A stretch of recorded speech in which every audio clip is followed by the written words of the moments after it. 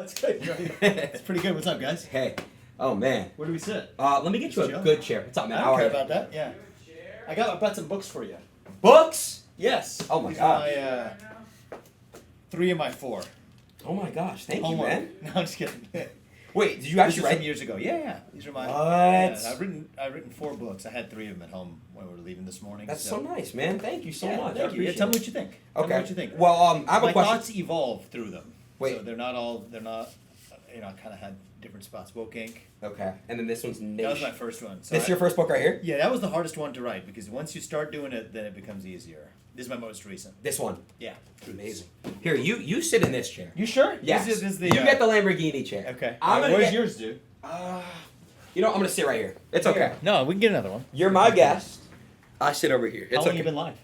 Like 20, 30 minutes. Oh, just, really? Yeah, just getting them kickstarted. I got an event February 1st. I was going to invite you to go to, but it's like a boxing. I'm starting out my own boxing. Is that what's downstairs? Yeah, the ring. We're setting Looks everything up. pretty good. Looks pretty Yeah, good. man. We're trying to put it together. I was doing it last year, but I got shut down because I wasn't doing it right. Like I wasn't doing it by Shut down by who? the commission. They didn't like What that. commission? I had to get basically sanctioned. Like which commission though? Like, Uh, I'm actually Florida- I'm very interested in this. Like the state law or federal? Oh yeah, Florida Combat.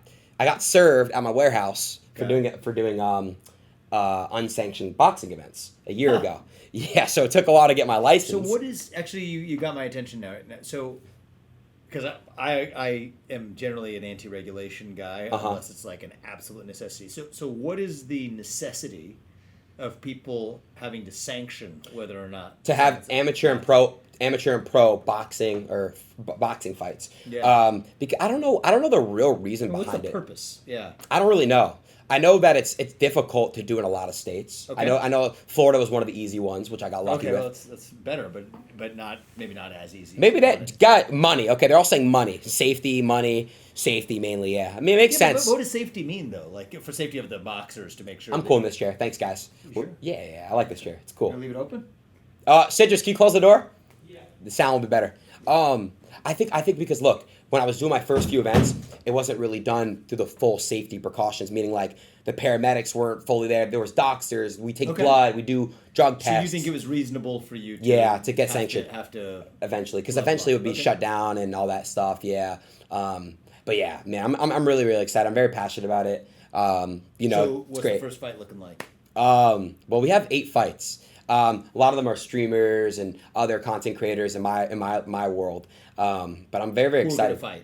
Who are gonna fight? They're gonna fight. Yeah. You're not fighting. No. I want to be the Dana White of this thing. Okay, It's kinda got it. I've seen you at a few of the UFC. Yeah. So We you met. Kind of got your. Yeah. You've kind of got your instincts of how you want to do things. You know? Exactly. No, exactly. That's good. I want to start today, guys, and again, like this is just such a big thing for me. I mean, you and I spoke. It was at the UFC where John Jones fought, and That's right. I got your number, and you're like, let's do something. And honestly, like I instantly like, wow, this is great because what you've done is amazing. And what I want to do this new chapter I'm going down is motivate people and help them find paths and American excellence is what you kind of were. That's my big theme. Right. So I want to even if one person in my chat can be inspired to do something by this conversation is kind of like my goal here. And that's just kind of like the thing. I want people to gain from watching my stream. I don't want people to be like, yo, why do you watch Adin's stream? Like, why do you watch it? I don't want people to be like, oh, it's a waste of time, all this stuff, because I could see how degenerate content constantly being spammed can be that way. And people also, they love me, but I want people to also gain from my stream. I want people to like, even if it's one person, they're like, okay, I saw this and I love this and I'm gonna apply this to my real world. That's my whole purpose of kind of like, oh, I wanted to rush and do this. Yeah. That's cool, man. Yeah. But I see that you just did Breakfast Club, right? Yeah, I did. I was in New York yesterday. I slept in Ohio, my home bed last night. I have a rule. Like I travel so much. Yeah.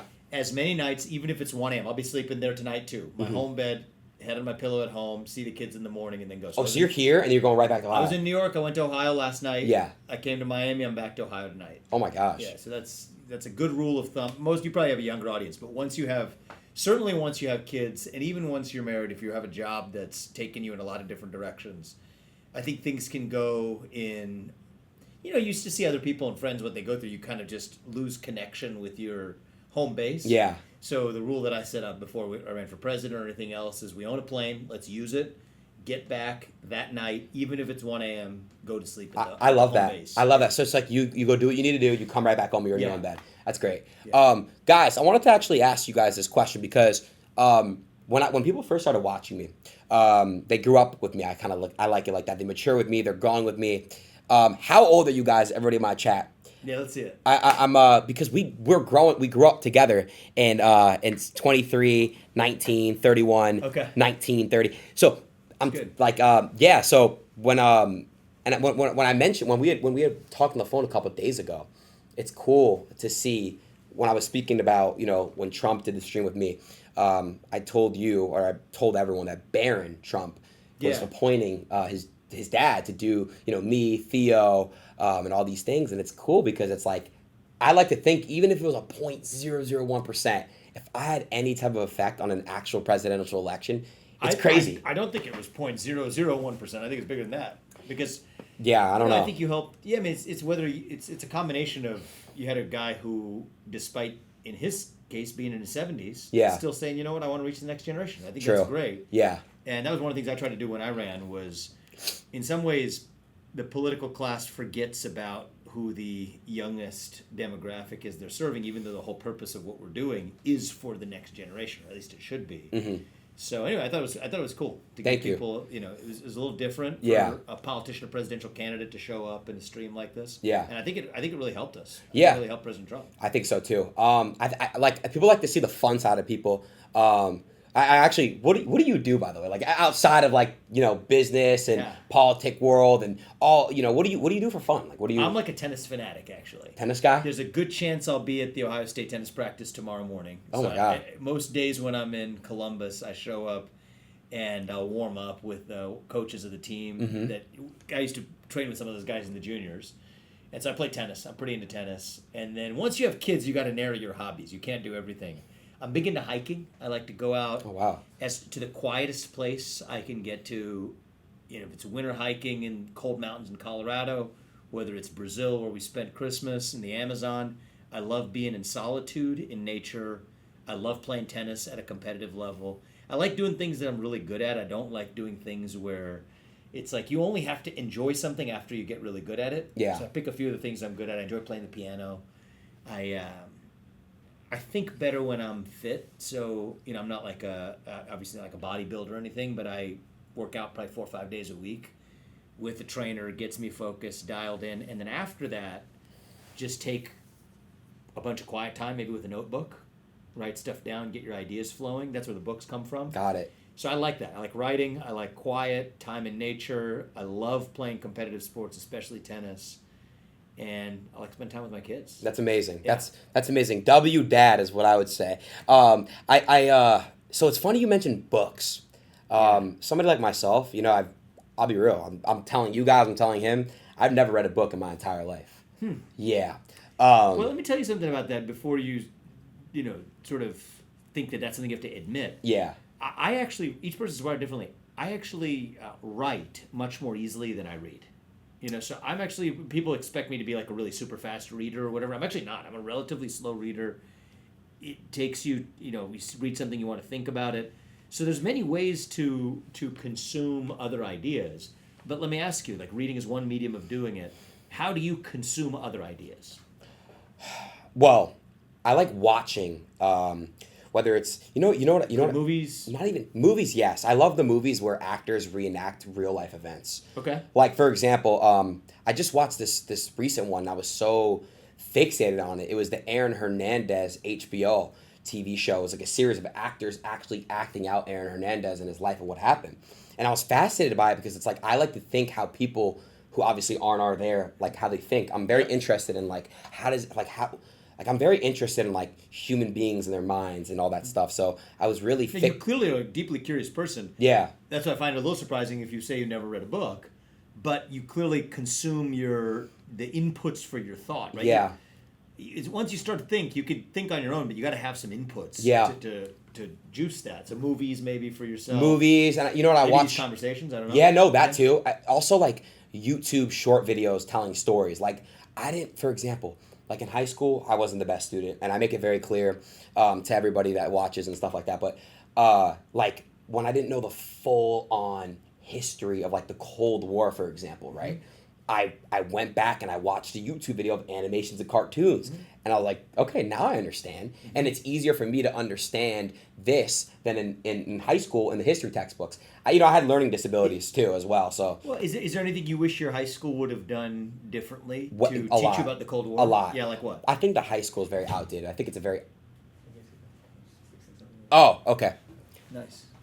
I think high school is a very outdated system.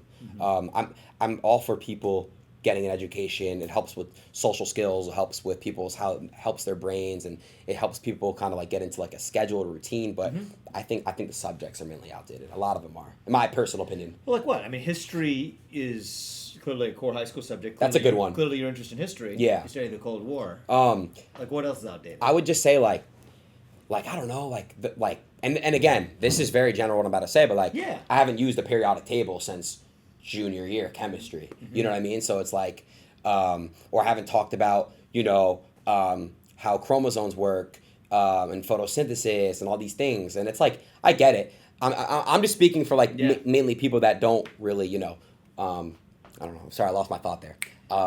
What am I trying You're to say? speaking for you. You're saying high school isn't for everybody, and like it didn't. I just think speak some to you. subjects are outdated. In my personal opinion, I never went to college. I don't give people educational advice for that specific reason. Like, I'm far from the person people should listen to and all that. I think that in high school you should be taught more social skills. I think kids go through more things nowadays because of TikTok and all these things. What about physical? How do you feel about physical education? That as well. I think you should start PE. I think Young, in my opinion. they make America. Everyone's fat. Everyone's obese. It's so easy. And But it's not just when you're obese. It's like when you're not active, you become depressed. Yes. You have anxiety. Low testosterone. Low testosterone. There's Yes. less overall happiness. Yeah. So there used to be this thing called the presidential fitness test that was the norm in middle school, where you do this many push-ups, Yep. this many Pull-ups. pull-ups. Yep. Exactly. I have advocated for bringing that back. Actually, when I ran for president, that was one of the things I wanted to do. It's great. It's called the presidential fitness test, but it's actually for junior high school. I think that'd be good. Why do I'm they a big why, fan of that. why would they stop doing that? I don't know. I mean, even in terms of like the SAT, you've got math, you've got reading, you've got writing, and I'm in favor of all of those subjects. But I also think there should be a physical component to it. 100%. 100%. I think that's part of. In some ways, you prioritize what you measure. Yeah. And so I'm a big fan of the physical fitness piece. The only thing I would say is, I totally get the way that biology and stuff is taught. Here's photosynthesis. Here's the periodic table. It's very memorization based, and what does that matter? Right? Yeah, Like, yeah, of course. The two letters for iron is Fe. So what? Yeah. What more do you know about the world if you just happen to know that? Yeah. Right. But at its best, actually, there's a different version. I think it comes down to the way it's taught. What's really interesting is even if you never want to go be a chemist or a biologist, if it's taught in the right way, it makes you change the way that you actually think about other problems in the world. Like even like genetics, about chromosomes. It's just fascinating, the idea of every one of the cells in your body has the 23 chromosomes, one from your dad, one from your mom, and that is entirely determinative of the proteins that are produced in your body that help decide who you are visually and physically, and even you could debate spiritually as a person. It makes you think about what you're actually made of. And then if that's an entry point to not just memorize, which chromosome or which gene is on an X or Y chromosome, but instead to think about, it's like a path to reflecting on the fact that you are made of something that preceded you. That's actually, education at its best causes us to really think about questions we otherwise wouldn't have. And I know that high school education doesn't necessarily go there. It's very rote memorization. Yeah, here's your is. quiz, here's your test. And I don't think that is necessarily something that helps people discover a love of learning. Right. But if you get to sort of just seeing the beauty of like describing the world, right? Like I study biology. Gotcha. So I'm a partial fan of that, but I do think that there's the version it's taught where it's memorization rote, not good. But if there's an opportunity to sort of see just the beauty of this is one lens to understand how the world works, I think that's pretty cool. And the next time you go for one of those long hikes, you think about the world around you a little bit differently. It's cool. No, That's I what know. I love. The way that you put it, it's like you're agreeing that it is fascinating. It is. Yeah. I just think Like the same genes that make you and me are also, you go hiking in the forest and you see a bunch of trees, or like the ant that's like biting you in the Brazilian rainforest that I went to were all made up of the exact same underlying genetic That's crazy. material and makeup, just ever so slightly different. That's wild. It makes you think about seeing the universality of, and it even merges with religion at that point, like where your respect for other human beings or your respect even for nature comes from. It's grounded in something that's true that you can study. I love it. And I think that for me, that's where I really discovered my love of learning. Is it's just it's like a different set of shades through which you view the universe. Then it's like, oh, okay, I kind of want to learn more of that, even if I don't know that Fe means iron. What is your IQ? I tested only like a long time ago. So I tested 150 at the time, but they said it only went up to 150 when I was in. Oh, fifth wow. grade, so I don't know. Wait, fifth grade was the last time you tested it? Sixth grade, fifth grade, something like that. Oh my gosh, Yeah, you I don't want to long. It's probably lower now. That's crazy. I don't get as much sleep. That's crazy. Wait, okay, how many hours of sleep does somebody like you get? Not enough. So I'm not an example. Like, I'm not a good example for what I want to be, but like. By the way, do you want a water? Yeah, I'll take a water. Cool. I'm probably averaging about 4 hours this week. Every night? This week I'm averaging about 4 hours, but I feel like my brain's working a little more slowly because of that. Got it. So I would rather be at 7 or 8, to be honest with you. Do you take any supplements, vitamins? Do you take anything to kind of help? So I'm normally skeptical of it, but I've recently started taking magnesium glycinate. Okay.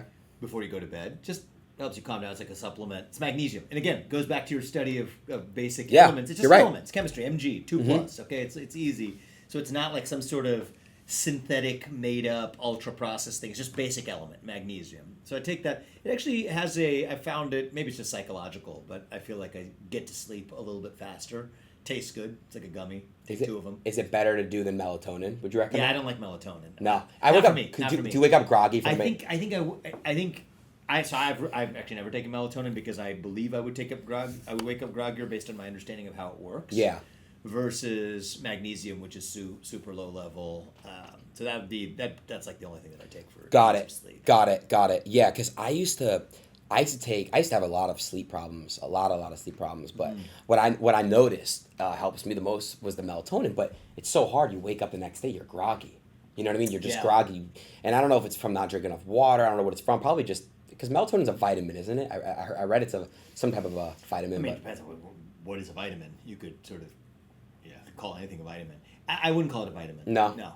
What would you say? It's just a sleep like a sleep. Yeah, I mean it's like closer to affecting your kind of hormonal and metabolic balance. Yeah. What are your thoughts on like CBD? What are my thoughts on CBD? I'm CBD curious. This is where I'm at. But I do think that some of the longer term effects make me a little bit freaked out. So I'm not. Got it. I'm not going to get a CBD oil massage just because I think it might make my brain work a little more slowly. I got you. Yeah. What's your thoughts on CBD? I mean, what I do know is for sure it's been proven because I've had a couple family members that have had cancer. Really? They've had to go through chemo and all that stuff. So when they would smoke, they wouldn't do the THC. They would just do CBD. And from how they would basically tell me, they would tell me like it would help them a lot, like when it comes to sleeping. I mean, also just dealing with pain. I mean, cancer pain. Yeah, it's horrible. If you don't mind me asking, what kind of cancer did they have? Breast cancer, and the other one was Hodgkin's, I think. Hodgkin's lymphoma. Yeah. So. Yeah, I mean, it's one thing. I have a totally different view if you have a disease state and you're looking at managing your disease. But in ordinary life, I think we got to find ways to relax that don't rely on chemicals, all else equal. Like I take my magnesium gummy once in a while, but that's I think you don't want to use external chemical substitutes for just something that like some deep breaths and some quiet time might actually take care of. You're right. No, I mean that's the thing. Like I feel like with nowadays, pharmacies are so easy to just prescribe X, Y, and Z. It's like it's so easy and accessible, But, so I mean, and the only thing I would say is, pharmacies can prescribe, but also even the stuff that's not prescribed, but just because you can get it doesn't mean that it's any better than the stuff that was prescribed. True. It could just be equally bad, and somebody didn't have to prescribe it. Yeah. Versus, however far you're able to get without chemical dependence. I'm just a big fan of chemical independence. I'm actually just a big fan of independence. Period. I just love independence. Independence from my government, independence from chemicals, independence from addiction. And, it's easy to look to the outside to substitute for, what you probably may do better to find inside. Yeah. No, yeah. I know. Do you do meditation ever? You know what's crazy? So feel like I've had a few spiritual, I wouldn't call it a full-on awakening, but I feel like I've had a couple spiritual moments in my life. Like, I feel like... Are you religious? So, I believe in a God. I believe in a higher power. My relationship with God right now... You believe in one... I believe in one universal God. Yes, I do. I do believe in a third eye, though. Do you know what that is? No, not... I mean, tell me. I don't think I do. Like, I believe in, like, if you're, like, spiritual, you have, like, a third eye. I feel like it's interesting you use that, because that's actually, like, a very Hindu concept, but I think you might mean it in a different sense. I just don't know what I believe in yet. Okay, fair. That's super fair and very honest. Yeah, because I think it's probably true of most people. You're just willing to admit it. I just, it's just like, I don't know what's real sometimes. I don't know what to believe in, what to not believe, Are you interested in finding out? Oh, 100%. I want to know everything. Mm-hmm. But I want to, because I feel like my life right now is so mechanical, and it's so, the word is like, it's just so, I don't have that spot that I want to find. Like, I want to find it. I want to know what is true. I want to know what's true, and I want to know what to believe in, and I want to know what to praise, and because I do know there's a God. I know there's a higher power for sure. I felt, I've had it's kind of the only way it could be. I believe. Yeah.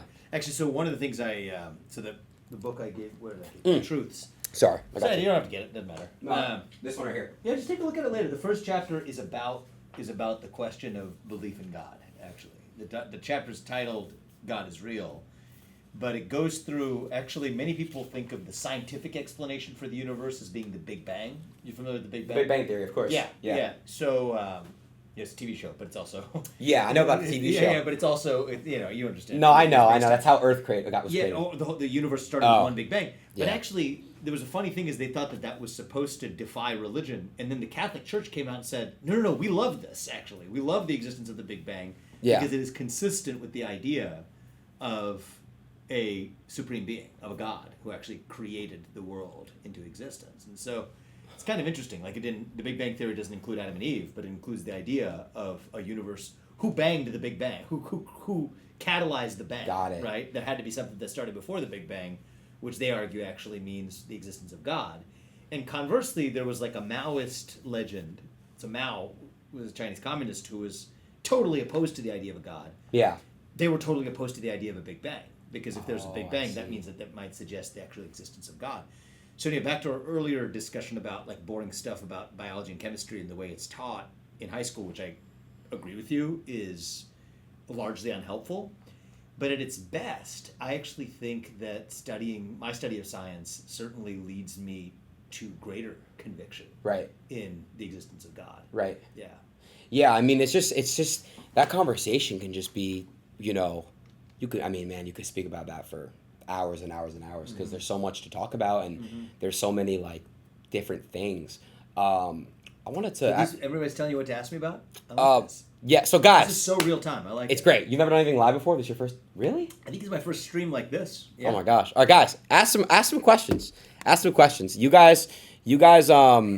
My dad actually wanted me to ask you a few questions too. I'm going to ask you as well. All right, sweet. My dad is probably watching. Go fast too. This is not an easy job. Just hanging here. It's not. No, this is harder than a regular 9 to 5.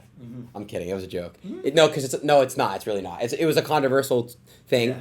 I want to make it very clear to everybody. Streaming is nowhere near as hard as a 9 to 5. I'm just being real with all of you, and I actually know Have you ever had a 9 to 5? I've worked 4 jobs before. Oh, you have? Okay, all right. So you can say you have authority to say that. I cut and split wood when I was in high school. I worked as a busboy in 2 different restaurants, and then I cleaned Airbnbs. So those are my 4 jobs that I worked before I was a streamer. Yeah. Nothing crazy, but I mean, I have some type of experience. What's it called? What are they saying? Okay, so this is a big one for me because my dad was a vegetarian at one point of his life, and my mom too, and a lot of my family were. You're a vegetarian. I want to ask a vegetarian now because I've tried it as well. How do you get like your protein and like? It's a little bit harder. It is, yeah. So I do whey protein shake when I work out in the morning.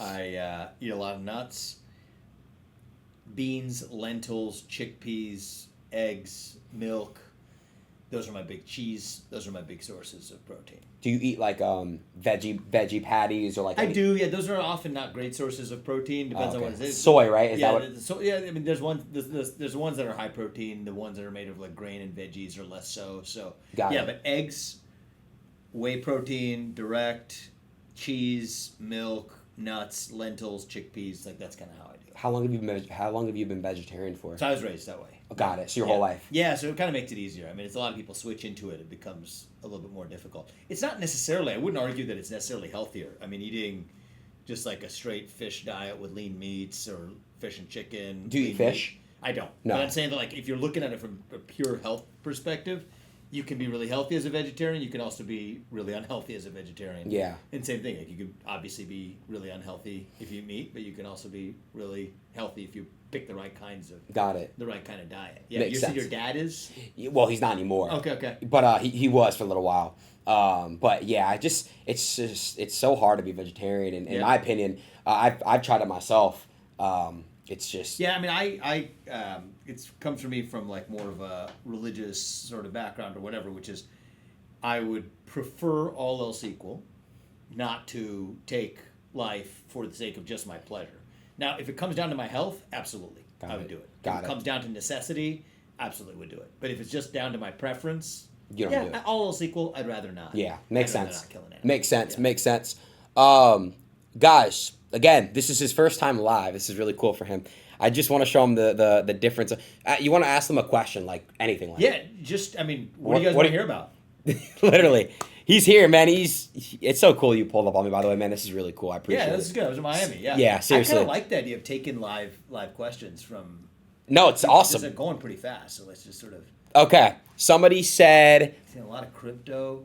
Yeah. What do you think about crypto? Yeah. I mean, look. I think it's like anything else. I think that there are opportunities. I think there are also opportunities to get screwed along the way. Yeah. I think that there's a difference between cryptocurrencies where there's a finite supply versus ones where there's not a finite supply. Okay. The ultimate example of one where there's a finite supply is Bitcoin. Yeah, I know. Yeah. Due to mathematical formula, they can't print and make up more of it. Yeah. But you look at the dollar, you look at most kinds of currencies around the world, what can they do? They can just print more money. Yeah. So crypto is interesting potentially as an alternative to say if the government's money isn't real, right? It's just kind of made up. They could just print more money, which means all the money in circulation is worth less. Got it. That's what every government's able to do, and that's how the governments have been able to overspend money. Wow. Is they literally just go to the printer and just say, oh, there's this many dollars. We have debt to pay down.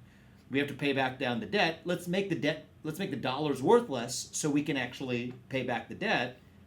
We just print much more money and release it into circulation. Got it. I'm not really making it up. That's not like an exaggeration. That's just how governments generally have operated. Right. So the promise of an alternative to that historically has been gold, because the thought is gold is finite in supply. You have to get it out of the ground, so that's like a finite supply. Right. But there's alternatives. Hard gold doesn't have to be the only gold. Gold has to be transported. It has to be held. What if there was a different way to hold a finite supply of something of inherent value? So that was actually part of the premise behind Bitcoin. Bitcoin, yeah. So I would put that in a different and, in some sense, superior category to something that you could just print more of, because then it's not differentiated. But What? I'm not one of these people, though, that turns crypto into like a new religion. That like I'm all in on this coin or Gotcha. that coin. It becomes like a substitute for faith. Got it. But I do think that the ability to opt out of the traditional financial system is a good thing, and it would hold people accountable, hold people's feet to the fire by keeping the government more accountable. If people had the ability to opt out of the traditional currency system, that then forces the government itself in the long run to be more disciplined about its spending rather than just turning on the money printing machine. Makes so I think sense. it's good. Competition is generally good, is my view. Got it. Yeah. What were your thoughts on the? Are you aware what Silk Road is? Yes, of course. Yeah. So, what were your thoughts on the pardoning of? Well, my thoughts are it was a good decision to pardon him, and the reason I say that is, I think when I ran for president, I think I was the first person who called for pardoning Ross. I met his mom twice, and I kept an open mind. But the first time I met his mother, it was in New Hampshire at like a place called Pork Fest. It was like a festival randomly in northern New Hampshire. Yeah. And I was introduced by a mutual friend, and she shared with me how she felt that her son had been badly unfairly treated. I promised her I would look into the details of the case, which I did. And having looked at it, it was clear that he was held to a really different standard, right? Because the guy was just operating a platform. There's all kinds of platforms today on the internet where people do awful things, but the owner or the founder of the platform doesn't go to prison for all the awful things that happen on their platform. And I think that Ross was held to a very different standard, and the poor guy spent about a decade of his life that he's not going to get back. But the fact that he got a pardon, I think, is a good thing. Yeah, no, that's really, really good. I've been a big public advocate for it, actually. That's great. No, that's super, super good. Yeah, the chat's very happy about that as well. People love that he got pardoned. You guys have any other questions for my man? I'm gonna let's see here. What are your? These are going so fast. You're good at this. But... Okay. They want me to ask you about Elon. Sure. What about Elon? Do you guys want me to ask about? Be very specific with him. DeepSeek. Okay. Oh well, isn't that what I saw about the AI? Yeah, that was this week. Yeah, well, I mean, Elon's obviously super genius. I think we need more super geniuses in America. Yeah, he's great. And so let's get some more of them, please. And well, you're one of them, man. Seriously, I don't mean to toot your horn, but you really are. I don't know. We each are good at certain things and not others. But I will say that we are a country where we want to celebrate super geniuses. Yeah.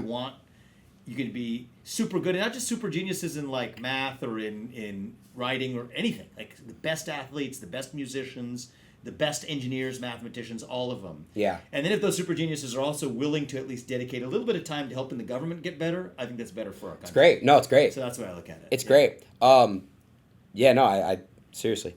Go ahead.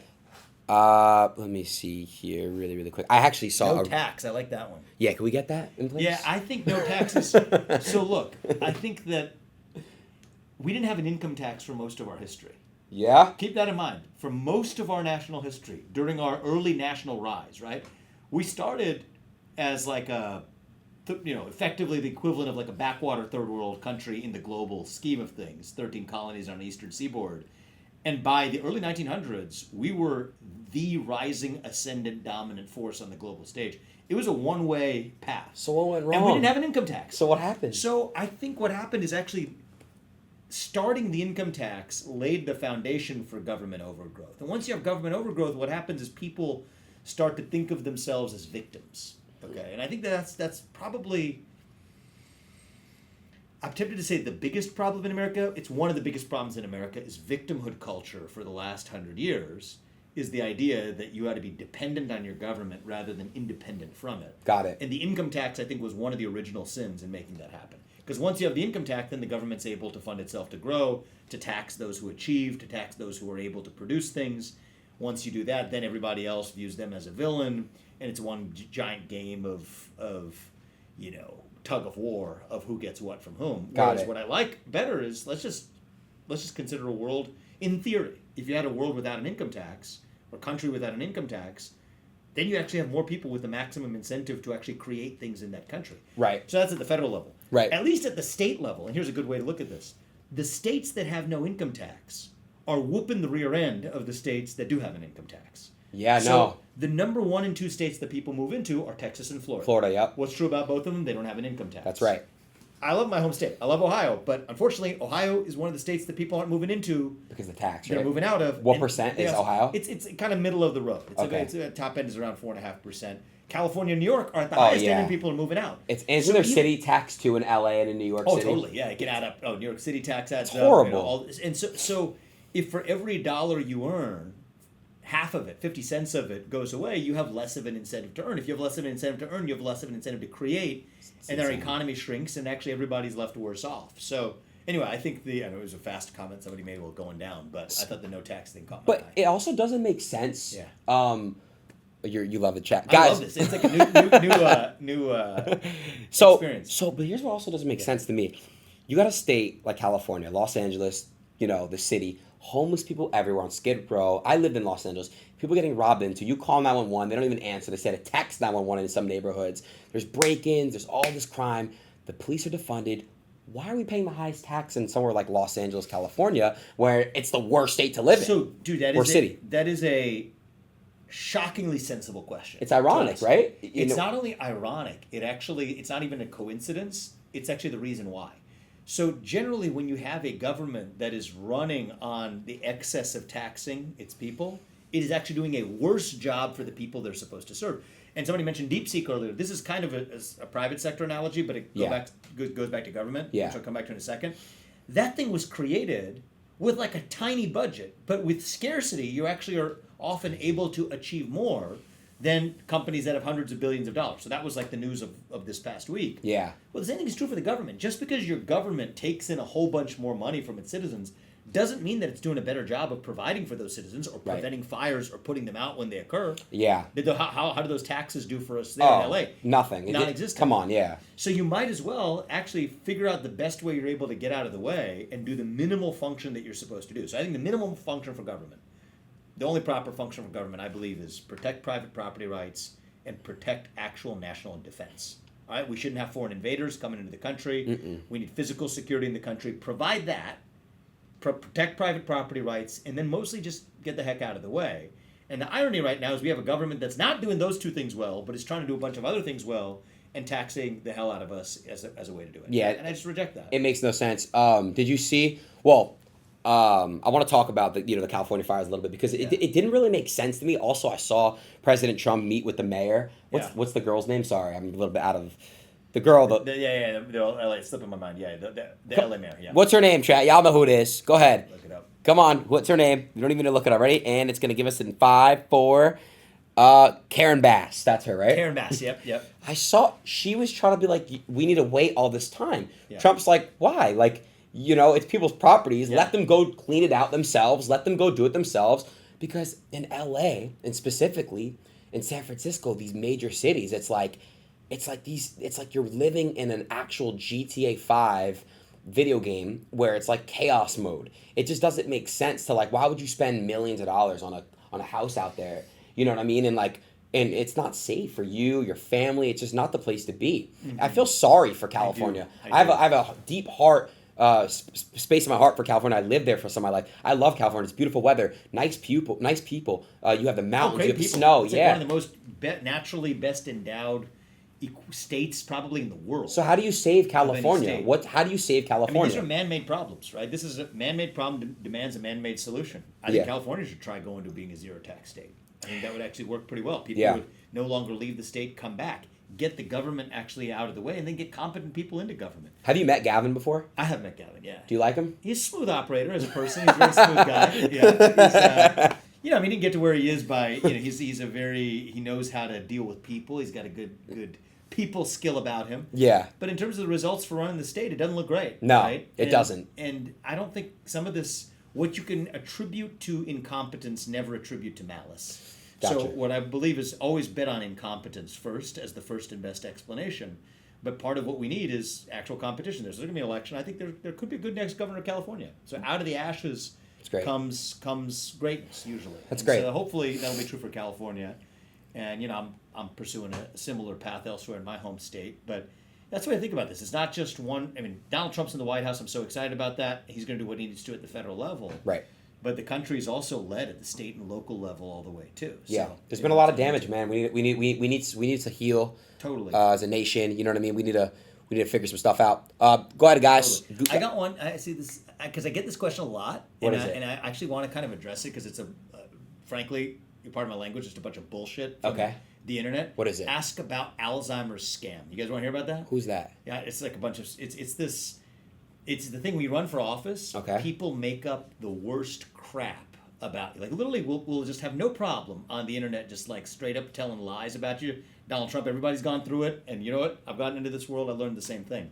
So I'll tell you about my business background. Sure. Because I think this is something that is it's interesting. I'm proud of it, but I also want to share the story to give people ideas of how they. They're can laughing. That means they're laughing. So okay, got it. Yeah, go ahead. But go ahead. That. I'm learning the lingo. You are. Yeah. You are. Yeah, you are. You're doing great. So I started a company after I left my job as an investor. So I got my first job investing in biotech stocks. Nice. Super interesting. Really interesting. So I studied biology, applied that to figure out what companies were developing interesting medicines. You make bets accordingly at a hedge fund. Learned a lot doing that. And then I saw an opportunity, which is that big pharma companies behave like governments. They're super bureaucratic, and they're like lemmings. They all go in the same direction at the same time, right? So you mentioned people in the family with cancer. Yeah. Well, back in 2007, 2008, all the pharma companies were like, oh, no, we don't want to do cancer. It's not a hot area. 5 years later, cancer is like the main area they want to go into. They leave behind a bunch of other areas.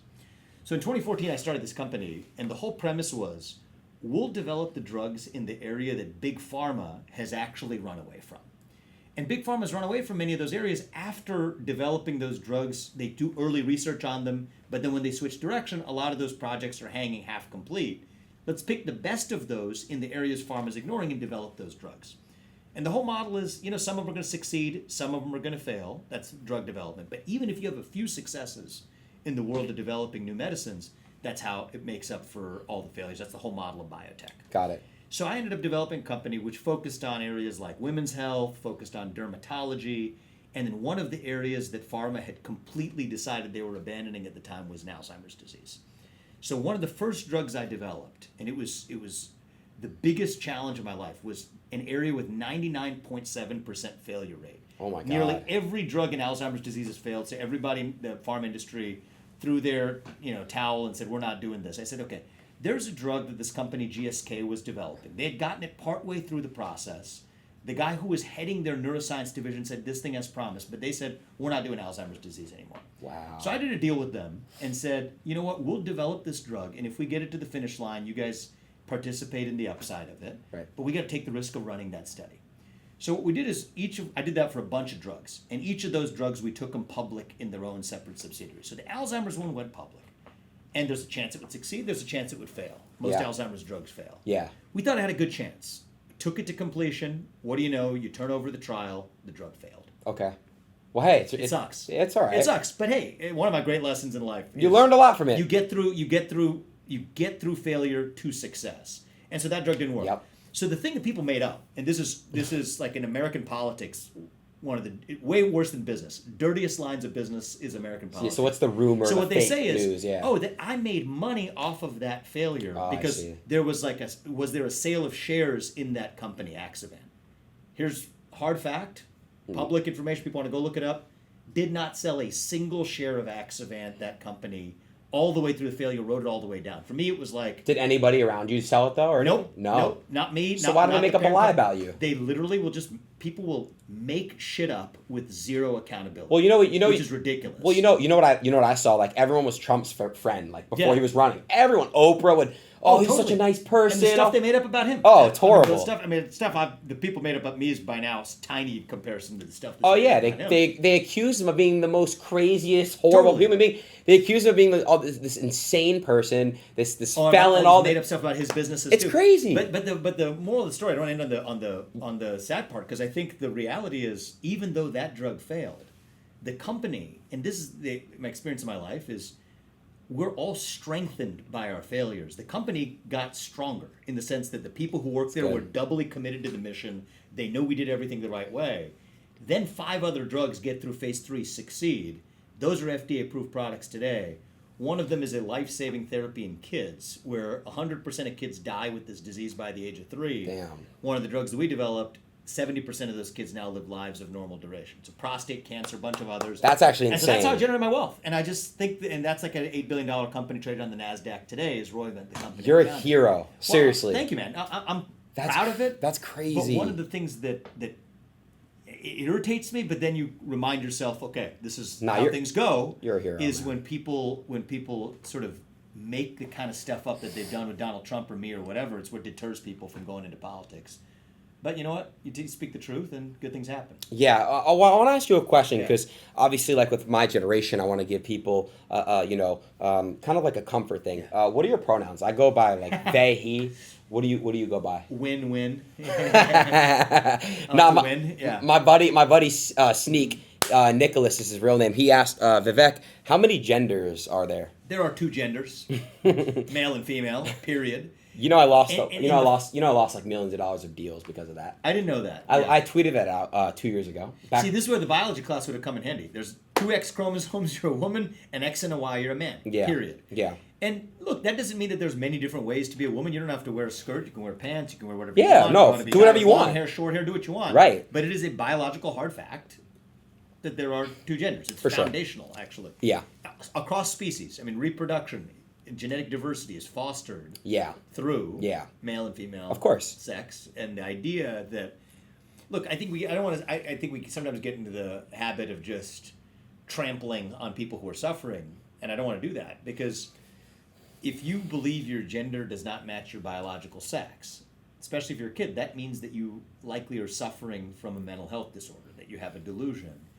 And I think that our response should not be to laugh at that person. It should be compassion. Somebody's going through a hard time if they believe, despite having male sex organs and an X and a Y chromosome, and they were born a boy, but then they get to 16 years old and decide they're a girl, that means something else is probably going wrong in their life. And we should actually have the compassion to figure out what that is and address it rather than, indulge a fantasy, which actually is worse for the very person. Most people, after going through gender conversion surgery, they regret it, right? Yeah, they don't have this. It's not like their depression is suddenly gone. They're still as unhappy as they were before. It was just that they assumed that was what was actually going to make them feel better. Fulfilled. Yeah, and I've met two young women when I ran for president, who cut off both their breasts. One of them had her uterus removed. Wow. Took a bunch of chemical intervention. It's horrible. They're never going to be the same again, and they regret their decision. They wish they hadn't done that. They're in their 20s, but they did it when they were in their teens.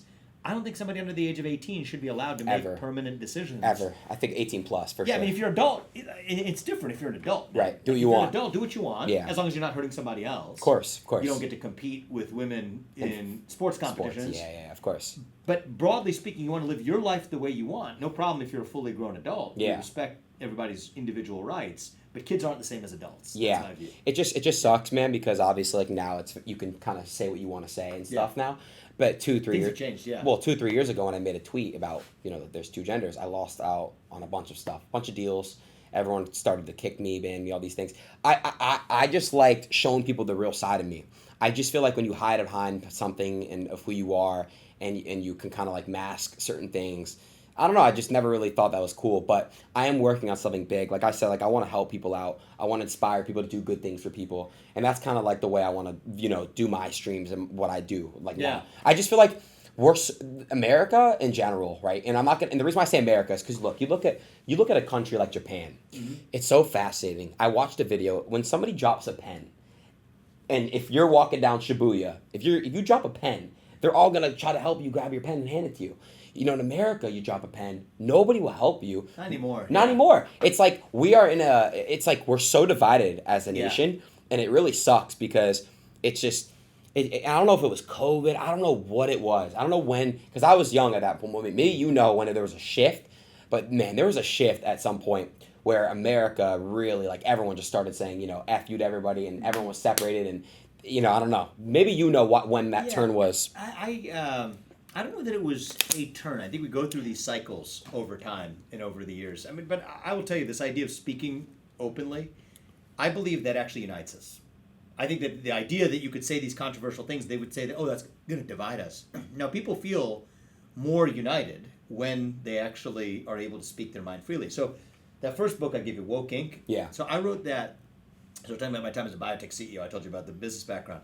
Let's continue that story a little bit. So May of 2020, George Floyd dies. You remember this? Of course. Riots across the street. What they call mostly peaceful protests. It wasn't. Riots. Yeah, riots I know. Across the streets. Yeah. The company was in New York. And suddenly there was an expectation that every biotech and tech CEO is supposed to say some statement in favor of BLM. It didn't feel right to me. I looked at the BLM website. It said, Black Lives Matter website. It said that they call for dismantling the nuclear family structure. That didn't make sense to me. But then also, I didn't think a company should be wading into this. So I said that. I said that our company is not wading into this. Our company's mission is to develop medicines. And we're not getting into that. Yeah. That actually created a lot of controversy for me. It come in great. Really? I know you said you face a lot of consequences for saying there's two genders. The equivalent of this for me was there was a lot of controversy in the biotech world. I would say 6 months later, I refused to get into this realm of the company wading into politics. I basically had to make a choice. Either I could remain the CEO of the company that I founded, by then a multi-billion-dollar company. I've been the CEO for 7 years. I could remain the CEO and shut up on follow the line, toe the line, which is just to say what every other CEO was, some statement in favor of BLM or whatever the cause was of the day. Yeah. Or I could actually speak my mind, actually tell people what was on my mind, which is what I put in that book. Oh, so you did. But then I would have to step down as my job as a CEO, which I did. Oh, you did? Yep. So you stepped down to say what you really wanted to say. Yeah, and that's when I wrote the book. And you know what? That was a liberating experience for me. So I'm sure it didn't feel good when you lost the deals that you lost at the time. Yeah, nah. But in the long run, you got to be you. You know, it feels good to just know that, okay, here's one thing, and I'm not saying a bunch of streamers are not, I wouldn't, people in my realm, like people in my world realm, a lot of them are like, they have these major signing deals and stuff, and obviously they have to kind of bite their tongue on what they can and can't say. They're not allowed to have like a political opinion. They're not even really allowed to speak about certain things. And again, like if they want to go down that path and they want to be brand friendly and stuff, I'm all for that. Like let them do what they want to do. Yeah. I just country. I just love the path of just being me. Like at any moment, if someone's like, Adin, what do you think about this? I'm allowed to say whatever I want to think about. It's working out for you. Yeah. Yeah, it's good. But I mean, people are hungry for that. Yeah, but I wanna ask, because my boy, this is a great question too from Sneak. He said Luigi, the whole thing about that Luigi guy. I want to know your thought on that, because so many people were calling this guy a hero. Yeah, and he's not a hero. Well, he's a killer. He might be deranged. He might have deep-seated psychological issues. But why are people saying that he's a hero? And you know, it's like, is it because he was a handsome guy? Like, what was it? What was the actual reason? Yeah, it's interesting. I don't think that played into it as much. Only because people had already turned him into kind of like the cult hero worship started even before they knew what he looked like, right? Like it was initially. That's true. When the video came out, people were saying, you know, this guy's a hero. All these things that already had started before. Right. I think it reveals that people just have a lot of deep-seated frustration, right? We live in a moment where people are understandably frustrated that they feel like they've been told that you go to 4 years of college, take on a loan, graduate, live the American dream. When it hasn't worked out that way, you can't even make basic ends meet. You may struggle to get health insurance. You may not be able to afford what you think of as a reasonable way of life. Even if you're working hard, you're not being able to access a better life for yourself. So I think that there's a lot of latent frustration and mistrust of the system. I think people feel like they've been lied to. And why do people feel like that? Because people have been lied to. Yeah. I think our government and our leaders in every domain of life haven't been forthright. But then there's this culture of not being able to talk about it in the open that you and I were talking about.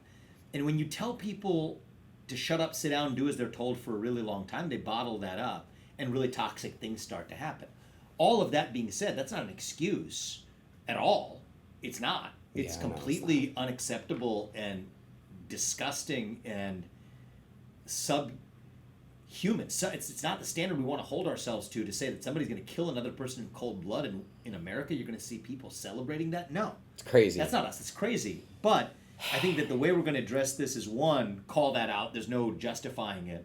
At the same time, understand that there's a deep sickness in our country, a mental health epidemic, a deep sickness of frustration, a deep sense of disempowerment, that we have to give people a true sense that they're in charge of their lives again, so that we can get back to a place when a murderer kills somebody in cold blood, that there isn't people in America who thinks that that's an act worthy of celebration. It's crazy. I think some people do deserve, like, I'm all for, like, death penalty on some occasions, like pedophiles, in my opinion. I think, You're just talking about a guy who's a healthcare CEO. Yeah, I know. Or you're talking about the guy who killed him. No. I'm just saying in general, like, I just don't think, like, death, like, killing is wrong, right? Killing is wrong. Yes, but I'm all for, like, being, like, pedophiles. Like, that's why I love DeSantis. He passed something where, like, pedophiles in Florida, they get death penalty. I'm like, I personally like that. I think nowadays, man, with pedophilia, and you see a bunch of, like, famous people who used to work in Hollywood, stuff's coming out about them. You see the Diddy stuff. I mean, it's like... I mean, some of that stuff, I was just like... But it's crazy, right? Yeah. It's crazy. It's like... First of all, what do you think about the Diddy, by the way, the Diddy stuff? I mean, what I think is, it sure seems like a lot of other people who are now coming out with their virtue signaling. Anybody in Hollywood who immediately after that comes out trying to come out as some sort of virtuous saint, yeah, you better believe that they were probably part of what was going on. Oh yeah, for sure. Like, bro, it's insane. I mean, you got the Epstein version in the business world and the political world. Then you got the Diddy world in the music world. Rappers, athletes, the top of the line. Yeah, it's like, come on, what do they know? You know what I mean? It's nuts. I think that it wasn't that long ago either, by the way. Like, I think this was a kind of a norm in the country that somehow, when it was with respect to somebody who's in, like, a pop star position, you're supposed to look the other way. And, you know, I'm always a fan of somebody getting a fair trial and going through the judicial process before we pass judgment. Yeah. But assuming some of those accusations are true, assuming that, shame on, like, our entire country for turning our eye away from the kind of disgusting behaviors that were hiding in plain sight Epstein, Diddy, you name it. You know, it's kind of shameful that we claim to be a values grounded Christian values nation or whatever when with actually just tolerating all of this vile child abusive behavior. I'm not going to leak anybody specifically, but let me tell you this. Some of the biggest musicians, like they got paid to promote and endorse Kamala. I know for a fact that they wanted Trump. And I know for a fact because I saw, check this out, I saw actual proof with my own eyes of a private text conversation between somebody and somebody saying that I did this for the bag. I swear to God on everything I love. I'm not lying about it. Really funny. I promise you. Oh, man. So it just goes to show you. It's like, and I'm giving you an example of like how easy it is for people, you know, in the A-listers to easily sell out, man. It's like, you know, it's just, it's crazy. It's really nuts. It's nuts. I'm telling you, it's nuts. It's kind of... it's scary, though. It really is scary. Because you're making... These guys are making hundreds of millions of dollars. You really want to take a quick little $5-10 million to just go...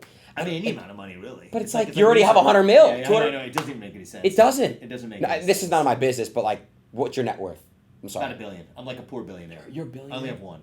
What? I don't have like multiple billions. I only got You have one. $1 billion. Yeah. What? That's crazy. Okay, congrats. A lot of people have a lot more than that, but, you know... Congrats, though. Thanks. You're a billionaire, and like you say what you like, and yeah. I mean, my view is if the funniest thing is some of the people who are the most scared of sharing their beliefs are actually billionaires. At least until about maybe a year ago, that was definitely true in America. Yeah. And my view is, what's the point of having $1 billion if you can't even speak your mind? That's true. The true free person is the person who's actually able to speak his mind and actually be able to enjoy true freedom. Of course. And so I don't think that happiness correlates all that much with how much money you have. No, I really it doesn't. don't. I think you need to have a certain minimal amount to be able for freedom. To be able to put food on the dinner table. Yeah. To be able to make sure that, you know, if you get sick, which everyone does at some point, that it doesn't bankrupt you. That much is important. But above that, you know, I don't think your happiness necessarily correlates to how much money you have. No, I want to ask you a personal question. Yeah. Is there a difference between $50 million and $100 million? Yeah, a lot more taxes. Ah, okay. Besides the tax part? I'm just kidding. Well, not kidding about that. That's true, too. Yeah, it is. You know, I mean... Depends on just what your view of the world is, man. Like, I think that our house, you know, we're grateful for where we live, but it's like some people come to our house, it's like, oh, it's just like it's a beautiful house, nice, but it's like a regular house. Yeah, yeah. And it's like, oh, wait, that's not like a traditional billionaire house. And it's like, would I be happier if I had like more space to take care of? Like maybe we also like going on, you know, vacations to nice places, but I also like having a house that's not that different than the one that I grew up in as a kid. Yeah. And so I don't know, man. I don't think like with difference between 50 to 100 million. I think at a certain point what you can do is you can start using that money to do good for other people. Yeah, of course. Or to change the country for the better, hopefully, or of course. At least in the way you want to. Like that to me, that is a threshold you could hit where if you're, you know, able to write a $100,000 check, that could change somebody's life. And, you know, I think you can't do that if you're, you know, or if you have a family, but you're a millionaire, you're worth $2 million, but, you know, you can't necessarily just take that money out of your account without thinking about it, donate it to some cause that you believe in, if you also have a family that you feel like you need to take care of. So that to me is, I think, one of the liberating parts about actually generating liquid wealth is that you can then at least start putting it to use in ways that you think actually make the country better. 100%. Yeah. I want to ask you a question. It's already 8:30. How long do I have you? Because this is amazing, and this is pretty good. I really do love this. Like this is. Maybe I gotta fly back tonight, so maybe we'll go till 9. How's that? All right, we got 30 minutes with them. Okay. Chat. How do y'all? First of all, chat. I love this. This is great. I don't usually do this. I really don't. Fun, man. No, you're downstairs too. I was shooting some hoops on the way up. Pretty good.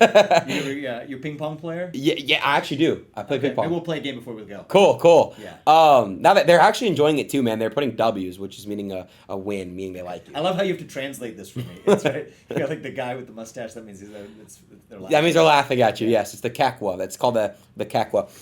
Ask him about social media censorship. My boy here is asking this question. Let me just give you a little background. Cool. He's banned on Instagram. He's banned on YouTube. You know him? Sneeko, yeah. Okay. It's my good friend. That's really funny how you can see this. All right. Yeah, he's social media censorship. So I'm dead set against it. Yeah. Okay. I'm dead set against it. There's multiple levels of social media censorship. One is when social media companies ban particular expression of content on their website. I'm against that.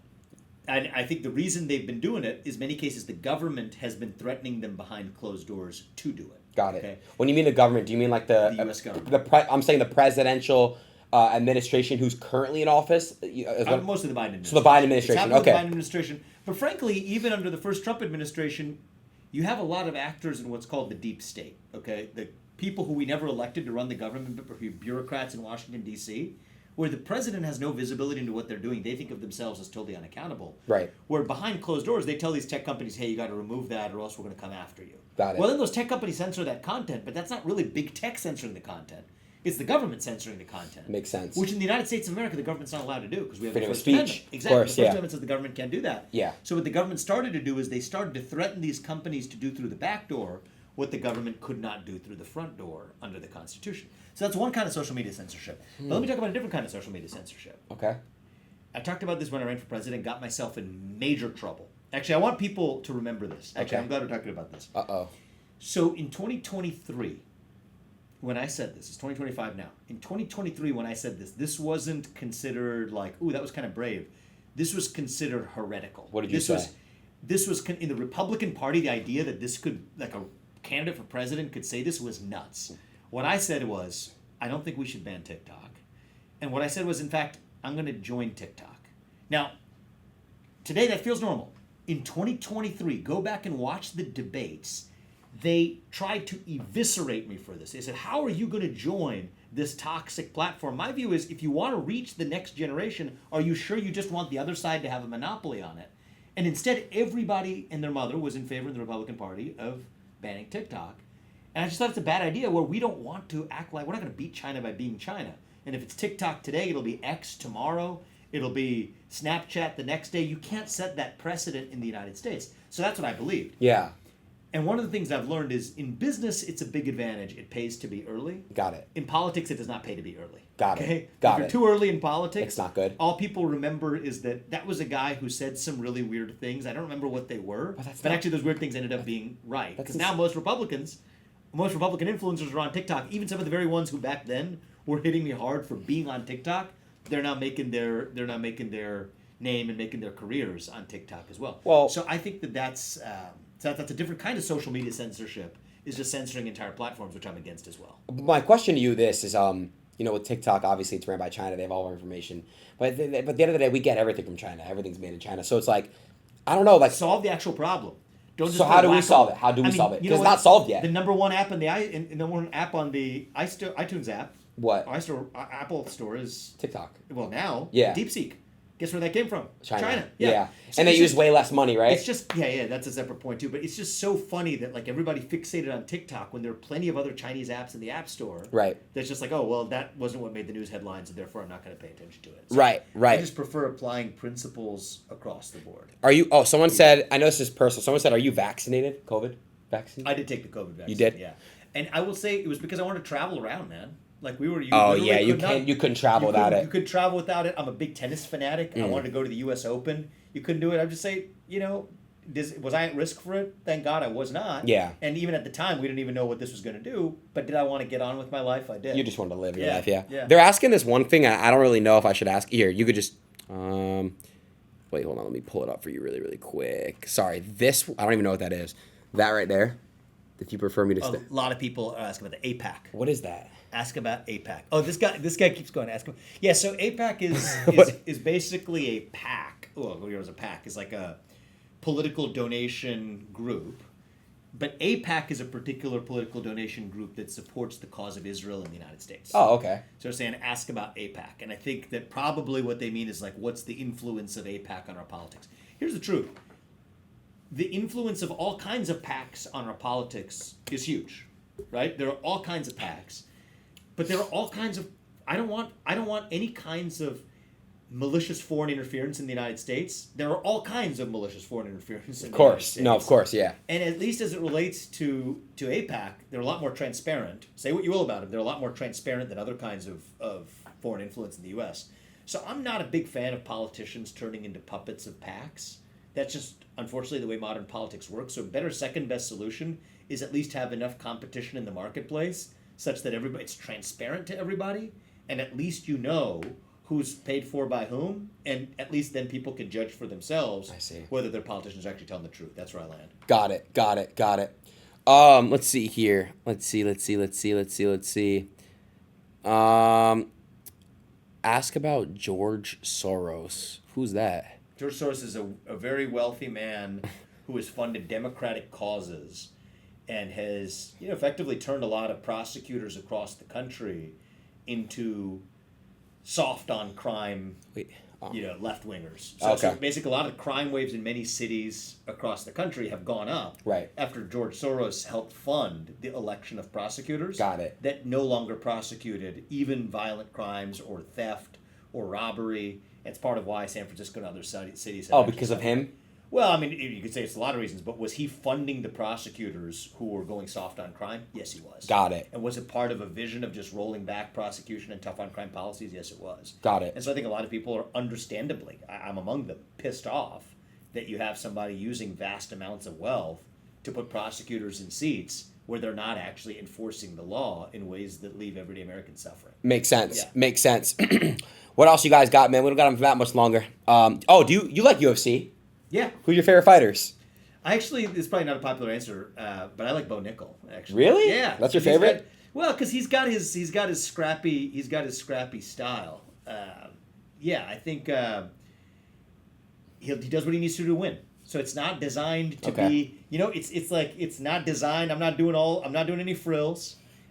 The scoring system is set up the way it is, and I'm going to do what it takes to win. I've also got to know him a little bit, so nice. Okay, I think cool. He's a good guy. We went to the Penn State Ohio State game in Pennsylvania together, which Ohio State thankfully won.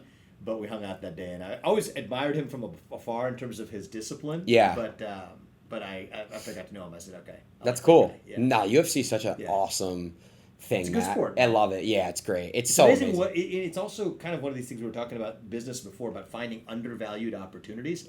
It existed, but the thing I love about Dana White and the Fertitta brothers is they spotted that opportunity, and they were like, oh, no. Market that and build that the right way. This could actually be a little bit of structure around it could be huge at a time where people thought that was going to be a nothing. I love that. The same way that we were looking at. I was giving you the examples of like biotech drugs that pharma had abandoned. They were all the way over here. When I met Dana and his investors, I told him about the analogies in the worldview. They saw value where others did not. And they made it something great. So I respect that story. That's cool. What about TV shows? You watch any TV shows? TV's not good anymore. I think it's really not, actually. TV's not good. And, I miss good movies, too. So I used to be a big movies guy. I'm just, there aren't great movies made quite in the same way anymore. Right. I like, some great movies. I love Interstellar. I love The Dark Knight. I love Whiplash. Whiplash is good. Dark Knight's really good too. Movie. Yeah. So I've never seen Interstellar. High quality movies. Interstellar's good. It makes you think. Yeah. It makes you think. Yeah. Okay. So I like just like quality, high quality. I've heard this movie. What was it? The second Juror number 2. I heard was pretty good. It's a Clint Eastwood movie. So it's on my list to watch, but I haven't seen that. I just recently watched Shutter Island with Leonardo. Shutter Island's pretty good. That's a cool movie. Psychological thriller. You gotta think about it, and you gotta rewatch it. It's cool. Totally. That's a good one. They want to know about JFK. What? I'm sorry. I want to know about JFK. So that's it makes two of us, or makes a bunch of us. I would say that Trump has been probably most forthright in his willingness to declassify the stuff you're not supposed to touch. Yeah. Actually, give the public transparency. JFK, MLK, give Malcolm. Wait, I saw something come out about MLK. Is that true? Well, I mean, look, I think that his biography was written last year. There's a lot of documents that have been declassified. I think we should just see historical figures for who they are. Got it. Great men are imperfect men. Yeah. And so a lot of people who have done great things, I mean, people say the same thing about our founding fathers, we're imperfect. We're all imperfect beings, but we don't need to make up mythology and pretend that our figures from history were perfect human beings That's in the order problem, to still though. admire the parts of them that were respectable. Definitely. But my view is, whether or not, just give us the truth. Yeah. JFK on just give us the truth. And I think transparency, is the way forward, because people trust their government. When the government says, oh, no, people can't handle the truth, then people actually imagine far worse than the truth might have even actually been. Just tell us the truth and be straight about it. I think President Trump's been good about that, as good as we've had in modern history, and I hope he continues that for the next couple of years. Definitely. Do you think the Earth is flat? No. No. Okay. I don't think so either, by the way. I just don't. I think what I think is most compelling proof? What? Photographs of Earth taken from outer space. But those are not real. I think those I think are AI. I think a lot of them actually are. Oh, they are? I think a lot of them predated AI. Ah. Yeah. I'm I'm always one to question conventional wisdom, but I'm sorry, the Earth is not flat. Do you think that we've ever been to the moon? I do. So yeah. why haven't we been there like anytime soon? I think we need to go back more. Actually, I'm a big fan. I thought returning. okay, because look, and again, maybe I'm incorrect. Actually, it's interesting you bring that up. I think one of the targets of space exploration should include. I mean, I'm a fan of all of the above: Mars, Moon, but I think we're a little bit underweight on going to the moon. Well, didn't we send We a need to go chimpanzee to the moon? Right? We sent a monkey to the moon, right? You might know something I don't. No, You might know I'm something missing. I don't. Okay. Something got sent to the moon here. I don't know. You might know something I don't. But I'm a big fan of continuing to expand our exploration and preparation for long-term life on the moon. I think that's strictly good. It's fascinating. I think like that. No, you're right. Do you think within the next 10 years, do you think that we'll be able to live on Mars? Next 10 years is 20. Sorry, 20. I think 20 is I would bet on that. Would you I'd live bet on Mars 20. if you had the option to? I have to learn more about it. I like Earth a lot. Yeah. So, of course. and this is sort of my view is for exploration of for the expansion of humankind's possibilities, go as far as we possibly can and learn as much about the universe as we possibly can. Got it. For the purpose of individual satisfaction, if you believe that you have to look that far to find actual satisfaction, it means you're not looking close enough to home. So that's the way I look at it. I love that. Yeah. It's great. Great. What other funky questions you guys got? I love how open you are too. It's really amazing. Back at you, man. I like this. I think people. It's really people awesome. seem to like that about No, you. this is awesome. This dynamic, it's great. I think you being UFOs, aliens. You know, I mean, you gotta have to have intellectual humility, right? Yeah. Are there phenomena about outer space or even phenomena that have been observed in the Earth that we need to be curious about and learn more about? That's hard to argue with. But, I'm a guy who's grounded in fact, so I'm not going to make up fairy tales. Gotcha. Yeah. So you think there are? I'm open-minded to the possibilities that we do not know everything we think we know about what exists, whether life exists in outer space or not, and even whether there are other forms of intelligent non-human life even on Earth. I have no idea. Got it. I haven't seen evidence to that. I haven't seen evidence to that effect on Earth, but I do think that it is certainly when you think about the expansiveness of the universe, the idea that we are the only intelligent beings in the entire universe, I think is at least, it's not a crazy question to ask. No, it's not. I think that we should have curiosity to explore it. At the same time, I don't think that you should just make stuff up and believe in something without evidence of it existing either. Got it. I'm an evidence guy. Got it. What are your thoughts on AOC? I don't have I don't think about AOC that much. I don't have a ton of thoughts. I think she, at times, has said some interesting things, maybe. I think Bernie is maybe more interesting to me, frankly, if I'm looking at figures on the hard left. I find Bernie slightly more interesting than AOC. Yeah. Yeah. That's Okay. what I would say. Yeah. There's not really anything interesting to talk about there. Yeah. I think Bernie's a little bit more interesting just because he's willing to take positions that actually sometimes will challenge the left. And I think it's always interesting. It's super boring when you have politicians in either political party where like the only thing they say is the thing that they are supposed to say. Yeah, of course. For their political party. You see it all the time. And actually, like, it irritates me when I see it amongst fellow Republicans. Like, even when you run for president, you see this stuff. Like other people on, who are in partisan politics. They literally just sort of check what they're supposed to say, they say. So anyway, what I like about Bernie is he's on the hard left. I disagree with him on most issues. And at times he'll just say stuff that actually people on the left will be like, wait a minute. He wasn't supposed to say that. Oh, wow. And the guy seems to just not really care. So I haven't told the story before, but when I was running for president, I was in the backseat of a car in D.C., and I think Bernie had just said something kind of interesting. I forget what it was. I was like, I texted my old friend. I had a friend who had worked in the Obama administration. I was like, you have Bernie Sanders' phone number? He's like, yeah, I'll get it for you. And so he gave it to me, and then I just picked up the phone and I called Bernie Sanders. And I think he thought it was some type of prank call. No way. Yeah, I was like, hey, it's Vivek Ramaswamy. I think he did not believe that it was actually me, and he was just like, he kind of lost it. And then we never ended up talking, but I'm sure we'll end up meeting at some point. That's crazy. Does he know that, or that was your first time ever saying that? I don't know. I doubt he knows it. Yeah. Oh my God. I decided not to follow up. I had other things to do. But in that particular moment, I thought it'd be kind of interesting to give him a call. That's funny. Yeah. That's funny. Come on, guys. We only got him for a little long. You are really an interesting guy. You should come to Ohio, man. I'm coming. I'll come. I promise you. Were we gonna? Yes. I told my friend. I'm with. It's about 10 minutes ish. Okay, good. Yeah, I got you. Don't worry. Yeah. Well, guys, I'll let him give you a little background on that in about 10 minutes or so. Yeah. Yeah, we're gonna have something cool.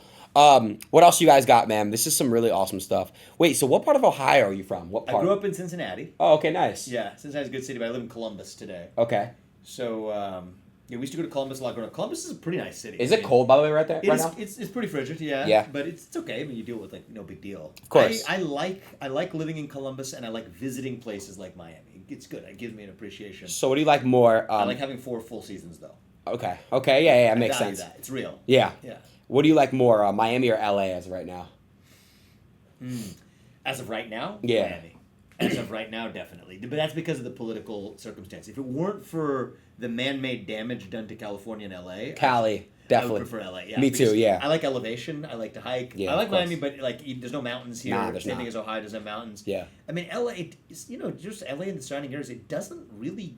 Just the nature doesn't get much more beautiful than that. It's Mountains best. hitting You have the everything. ocean. Snow, mountains, everything. Totally, yeah. It's great. So at its best, but obviously the way it's been mismanaged, you probably don't want to be there right now. Right. By the way, did you see what happened with Selena Gomez? I did not. You gotta watch that. Matter of fact, will you get that link right now? I gotta show it to you. Yeah.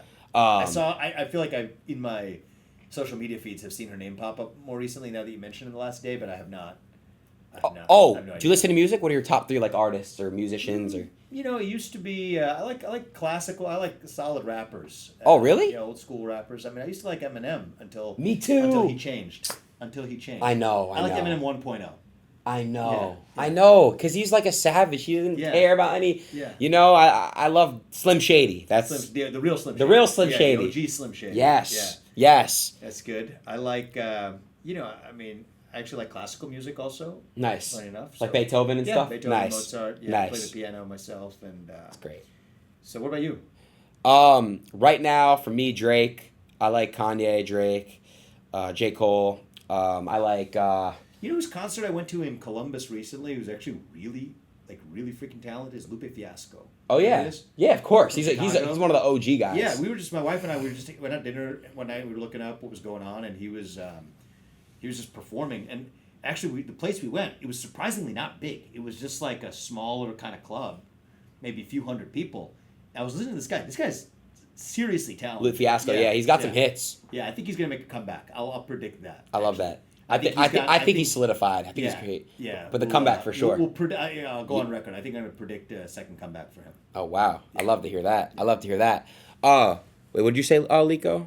Or Pin? Okay. So, I don't know. I don't have the speaker here, but you can kind of hear it through here. So, Selena Gomez was crying about the deportations, but she deleted it quickly after. Hold on. Let me just go like this so you can kind of hear it through here. Okay. All right. 1 second here. This is Selena Gomez video? Yeah. Okay, I didn't see this. No. Oh, wait. Hold on. I'm just going to have you listen to it. Here, you can put these on. Sounds good. Yeah. Put those on. Let me know if you can hear it. Ready? How old is she, just out of context? Just like to adjust for the emotional response. Wait, chat, how old is she? Because I don't want to be ragging on the wrong person. She is, let's see. Anyway, put play. 40. She's 30? Oh, okay. Do you hear it? I just wanted to say that I'm so sorry. All my people are getting attacked. The children. They don't understand. I'm so sorry. I wish I could do something, but I can't. I don't know what to do. I'll try everything. Yes, that was it. I haven't seen more than that clip. It didn't strike me as real. It didn't strike me as real. Of course not. She It reviewed did not strike me it. as real at all. Yeah, she reviewed it and then she posted it. It doesn't make It's just like, it's one thing if it was somebody, it's like just self to camera. Yeah, of course. I don't know. I didn't buy it. I wonder that. It's like you recorded that, you waited a little bit, and then you posted it. It's just like, okay, then upload. Wait till that uploads. Oh no, upload failed. Do that again. Yeah, of course. Oh, no, I didn't record it right. Re-record. You know, like that's these things go. But no, seriously, that. yeah. I don't know. It was. Yeah, I don't know. Was that like a big deal on the internet? Yeah, it went viral everywhere. Yeah. Everyone was like, I can't believe this. This is hilarious. Yeah, I think it probably convinced many more people to be in favor of mass deportations. Probably it was like some sort of ingenious psyop, maybe. Well, I want to ask you a quick question here. I love America. I really do love this country. Yeah.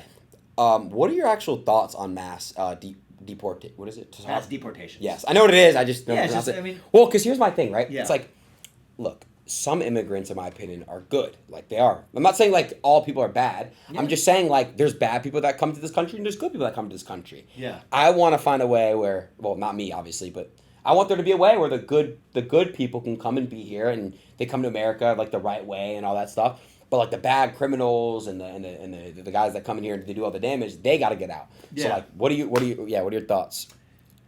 So my thoughts are, follow the law, the rule of law. Oh, yeah. Right. So you're right. I like the way you framed it. Yeah. But what's an easy way to first separate the good from the bad, or at least the bad? The first way of separating the bad is if your first act of entering the country broke the law, then you don't get the right to remain here.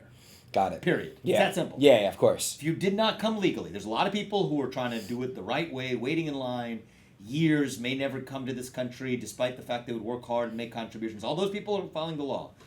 If you decided to just come in through the back door across the southern border, your first act of entering this country broke the law, and we're going to send you back. The one caveat to that is the government's given them a wink and a nod for a long time. Like Biden's given them a wink and a nod. So maybe they're not a bad person, but they still broke the law. So my view is, if you look at the people who came in just in the last 2 years of Joe Biden, you're talking about millions of people in just those last 2 years who illegally entered this country. It's insane. I think every one of those people, at least, should be returned to their country of origin. I think most people think that's reasonable because some of the arguments you'll hear is, oh, people have established roots in this country and what are you going to do? No, somebody came here in the last 12, 18, 24 months. No, I'm sorry, they have not established roots in this country. If they entered illegally, return them to their country of origin. Start with that. That's already millions of people. That is a mass deportation. That's crazy. No, it is. In fact, not only is that a mass deportation, that alone would be the largest mass deportation in American history. And I think that is morally, ethically, not only justified, but necessary to protect the people who live in this country. True Americans. As law-abiding citizens, yeah. Yeah, That's what no, I want to just tell you something really quick. So my buddy, his name is Vitaly. He used to do these. He would catch pedophiles, meaning he would hire an actor who looked like a 16-year-old boy. He would really be like 20. He would hire an actor. They would go to L.A. It would be an illegal person who would try to meet up with a little 16-year-old boy who's like 35 years old. Let me tell you this one story. Crazy. So Okay. this like 45-year-old man, right? He meets up with this, again, 16 years old. He has meth, okay? And he's illegal. He's not from California. Interesting, yeah. The cop comes. He lets the guy go for free with the meth on the table, tells him to get out, go away. And the cop says to Vitaly, you keep recording these pedo catches, we're going to arrest you for basically filming some... Unbelievable. Isn't that crazy? So it is crazy, but I learned a lot about this. So last year, I was an executive producer on a movie. We were talking about movies. Yeah. Check it out, if you don't mind. It's called City of Dreams. Okay. The movie City of Dreams. It is I'm going to write it down. I'm actually going to write this down. Yeah, it is about... It is based on a true story of this young man who is a boy. Okay. He's 15 years old, who is trafficked into the United States of America from Pueblo, Mexico, into LA. Okay. And it is a riveting story, exactly some of the incidents that you described, exactly the same type of situation where the cops would actually get in trouble for going after the guys who were actually doing the trafficking rather than actually just sitting back and letting them get away with it. It's crazy. It's insane. So in some ways you can only explain this to people who don't believe it, but if you watch that movie, it at least highlights one boy's story. This boy actually managed to escape. You produced it? I was an executive producer. Let me ask you a question, and if it's a no, it's a no. Is there a possible way you can give me copyright so I can watch it on my live stream in front of my chat or not? Dude, let me see if we can work on that for you. For real? I will work on that for you. Oh my gosh. Actually, let me. You want me to call the guys right now? Yeah, what? Of course. Let's see. But I wanted to. There was a second part. Okay. Yeah. So then we did a pedo catch in Miami. The police here. Guess what they did? They arrested him. And guess what? It was a 24-year-old guy who wanted to meet up with a 16-year-old. Yeah. He had HIV/AIDS. He was gonna give it to a 16-year-old boy. We got him arrested. He got charged. Okay. We actually put him in jail. Florida police. They did the right thing. I mean, most of the country has common sense. I think you just need the courage to. So I'm gonna call the director of the movie, see if he's cool with it. How you doing, man? Are you kidding? So I was with Sean earlier today. I thought of you, but I gotta tell you, I'm actually live on a stream right now with Adin Ross. Do you know him? Of course, he says he interviewed Trump. Is what he said. Oh, that's great. So he has a question, and it's zero pressure, dude. But he says. So I was talking about City of Dreams because he was talking about human trafficking in the U.S. and I said people have to watch this movie. He asked, would it be cool if he actually streamed the movie live to his viewership without like violating any rights and stuff? Does that work? Can we arrange for that?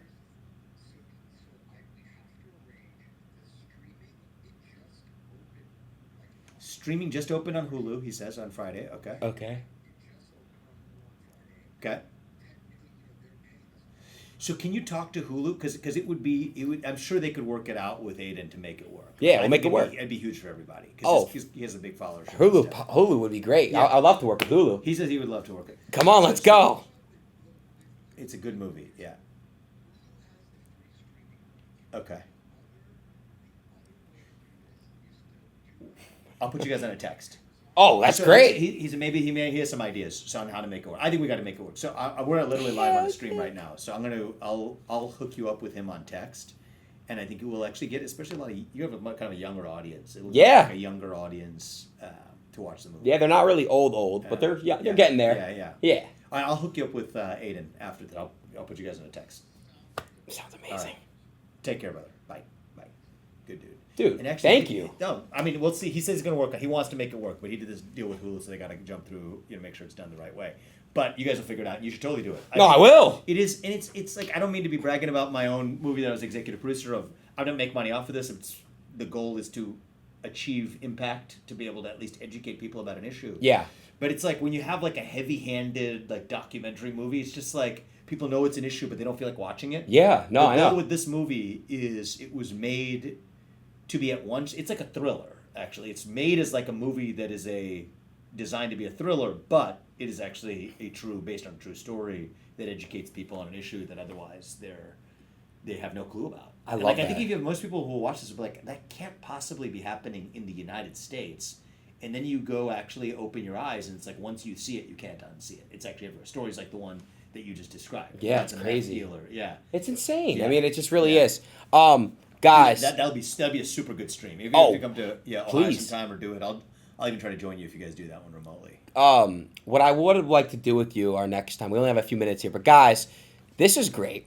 I think this is a really amazing dynamic here. I honestly feel like I could literally conversate with you for hours. Yeah, I don't know what it it's is. fun. You're very, very good at speaking. I mean, obviously, but like it's We insane. could do more of this. I will come to Ohio. We could do an IRL stream and Sure. do some fun stuff and Like in real life. yeah. Oh well, we gonna have a camera follow us and do. Sounds great. Yeah, Sounds great. I'd love to. Let's do that. Yeah. Let's do Guys, before we do, we say goodbye or whatever, I do want to say he loved the idea of helping me find somebody. I told you guys I'm looking for people with stories out there. I'll let you obviously give the background, the context about the story. But guys, I explained to him how I'm trying to help out one person per stream to motivate at least one viewer out there to do something nice. Just to help heal the world. And I know it may sound corny, but it's really not, because if one person doesn't think it's corny, one person can use it and apply it to the real life, I win for the day. And that's how I look at it. So with that being said, he picked somebody, and you can give a little update on Eric. Is Eric on? Is he on the stream? We have his stuff. We're gonna give him a call. If you want to just give like a quick 30 seconds to them about Eric, go ahead. So Adin and I were talking, and you were keen on, particularly thinking about a younger person who might be going through some struggles. Yeah. And that's one of the things I care about as well is, so this is a good guy. I met him. He's a senior at Ohio State, and his dream in life was to serve in the military, serve our country. And I love that. I respect that. I met him because he ended up being an intern for me where, like when I was doing my presidential campaign and the period afterwards, he started interning. He was open to doing anything for an internship, but he ended up being the guy who helped me with a lot of the camera work, which is actually not an easy job, but he was so diligent. We didn't speak directly, but there would be this guy. He was a tall young man showing up. I would recognize him, and then after a while, I started talking to him. His name's Eric, and I said, "Okay, thank you for being so diligent early hours of the morning, or if it's a late hour in the night of a trip, whenever I'm needed. Unless he plays in a band, unless his band has a concert, he would always be game to just show up." And I just asked him, "What's your passion?" He said, "I want to serve in the military." He was really excited about it. What happened over the course of the last year was he had shared at the time that he registered for ROTC. He signed up for ROTC. You know what that is, like on the college campus. Yeah. They train you and recruit you into the military. Yeah. But they also pay for part of your education. So that's part of the positive of being able to pay for your education, but then you serve in the military afterwards. He told him when he signed up everything about him, including the fact that he had a peanut allergy, no big deal, knows how to handle it, lives his life the whole way. Later, when it comes to his senior year, he goes back and just reveals the same thing he's shown them before, which is that he had a peanut allergy, and they're just like, oh, no. Sorry. Despite the fact you've gone through the whole program, put all of this time and effort in, you can't serve, and by the way, you don't get your money. It's horrible. That you thought you were going to get. Scam. And so he went through a tough time this year with that, and he asked me if there was anything I could do to help him. He didn't even ask me that. I asked him if there was anything I could do to help him. And he was just humble about it. He said, look, I'd just like to serve my country. I introduced him to Pete Hegseth, who very recently was confirmed as our Secretary of Defense. I think they had a good conversation. But I always told him that I'd help him if I could. And he's so diligent at what he does that if I could hire him on my team to do something, I would. But his passion is to serve in the military. In the meanwhile, he was screwed over out of the money that he thought he was going to have help pay for his situation. So anyway, I hope he doesn't mind me having shared all of that. But when you called me and said, think of who's a young person, maybe in their 20s or whatever, who we could think about helping out, who deserves it, who is somebody who is a good example for all people and young people in the country, I thought of Eric. It's great. Yeah. That's great. And guys, again, it's an amazing story, and it's just unfair sometimes. Super unfortunate, this specific story. But, I'm really, really happy he brought Eric to call in, and we're going to help him out. And it's a great moment. It's a really, really good moment. Shout out to Eric. And honestly, he has that hero mindset where he wanted to, just basically protect all of us. And I love people that are all for, being a part of the military and literally any branch at all. You're a hero in my book, and I look at you so differently. It's just this country. It's to have the love and you want to help serve and protect it. It's beautiful, really. It really is. So put a W in the chat for Eric. I'm gonna call him in right now over Discord. Let's get him. Let's call him up really, really quick. Prismel, did you? Oh, he connected. Perfect.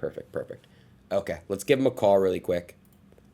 Let me call him really quick. Let me call him. I'm gonna put this higher. There he is. There he is. Oh, He got a haircut. Hey, can you hear me? We can hear you. I'm sorry, it's gonna be a little bit low, Eric. Talk. Hey, can you hear me? Can you hear me? Yeah, for sure. We can hear you. Hey, awesome. Thanks for having me on. I appreciate it. No, of course. Eric, look, man, it's a pleasure to meet you and connect with you, and I'm really, really happy that Vivek had connected you and I together. I was so fascinated by your story, and I just want to say I appreciate you. The whole chat's putting W's in the chat because you're a hero, man, and people really admire that. And you've just won. I don't want to take words out of your mouth, but you've wanted to protect and fight and be a hero to this country. And I just want to tell you personally, I appreciate you, and this chat does as well. Well, I appreciate that. Thank you very much. My whole life I always wanted to be a part of that elite group. Those are the true heroes. I'm not a hero by any means at all. I just wanted to be given the opportunity to be a part of that elite group. And I tried my hardest, and I think I tried my best, and I was able to pick up that scholarship through ROTC. So I picked that up, and until after I was able to pick up that scholarship and get that contract, I was going to be an aviator for the Marine Corps. That is when I started going through the medical process, and that is when everything kind of got caught up and kind of ended the middle of my junior year. You did not end up getting the scholarship, though, right? They didn't get worked out, the money. So no, I never got the money. I had earned the scholarship, so I had got like but you piece never of got papers the money. that they gave it to me. I never got the money though, because in order to actually get the contract and get the scholarship I had to pass through the medical process, and that is where I got tripped up. And I went through immunotherapy, trying to take different doses of nuts, to try to bridge that, or to try to overcome that allergy. And ultimately, it didn't work out. But that's correct. I was never given it the money. Got it. Well, look, what I could tell you, what I could do for you today, Eric, is we're going to give you $20,000 today. And that's, hopefully that'll help you take care of what you need to be, at least if it's a piece or whatever it is, hopefully this can help you, man. And, like I said, if I would love for you to give some words for people in your position, people that want to, acquire education like yourself. And, you could just say some words as well. For sure. And honestly, I'm speechless. Thank you very much. From the bottom of my heart, it means the world to me. And, my family thanks you. My family, they're a very service-oriented family. My dad is a lieutenant on the fire department in Chicago, and my mom's a nurse, and she's a professor now. My brother's a firefighter as well, and they just work so hard to help send me to school and get me through school. And from the bottom of my heart and the bottom of their hearts, thank you very much. It means the world to Eric, me. how much was the scholarship? How much was the scholarship amount? So I believe it would have been, at my stage, it would have been 2 years of college. So around 100,000, I believe. That you missed out on. Because I picked up, because when I joined the program, I entered, it's called College Programmer. So they're not on scholarship. And the whole idea is you need to earn your way to the scholarship. And I worked hard, and I was able to earn it. He's the real deal. Yeah. And I'll just say, I didn't know what portion of it. I'll match what Adin is doing. So we'll double that up. Oh, wow. Yeah. Wow. So that'll be good. Oh, that's Thank awesome. you very, That's like that's Thank sort you of very thank much. you for all the hard work you've done, dude. No, it's awesome, man. Thank you very much. I'm planning on coming out to Ohio in a couple weeks, Yeah. man. I would love to meet you. It'd be great. Oh, I love that. And this has just been the most, I don't even know what to say. Thank you very much. No, thank you. It's We should bring this guy to Ohio. Yeah. yeah, literally. You come kick it with us for a little bit. That'd be cool. Oh, that'd be awesome. I'd love to. It'd be great, man. And look, whatever you got going on in life, man. I could already see it, man. You seem like a very pure soul, and keep going. You seem very, very well spoken. You seem very, very, awesome, man. And God bless you and your family. Seriously. Thank you very much. And also, I just wanted to say to Vivek that I just wanted to say how much I appreciate everything that you've done for me and the ability to see potential. Because when I was started as a policy researcher intern, it was right after I got out of the ROTC program, and I didn't really know what my plan was. I was kind of lost. I didn't know what I was going to do. But working there and then continuing on with videography, it's just been the best experience of my life, and thank you for that. I appreciate it, man. We miss you. But I hope that I miss you guys too. going well. And I'm glad you had For that sure. idea, dude. Yeah, no, this is dope. Yeah, This is dope. We'll get you guys together in Ohio. Cool. All right, Eric. Definitely. Well, right. my team will be in touch with you, and I just want to say thanks for jumping on, and I appreciate you, man. Thank you so much. Yeah. I appreciate you guys. Thank you. Have a good seeing night. you, man. All right, Eric. Yeah. You too. All right. Oh man, that was awesome. That was He's a good dude. Yeah, no, He's a good dude. that's great. I like to see the world is often not kind in the short run to the best of us, but we can change that.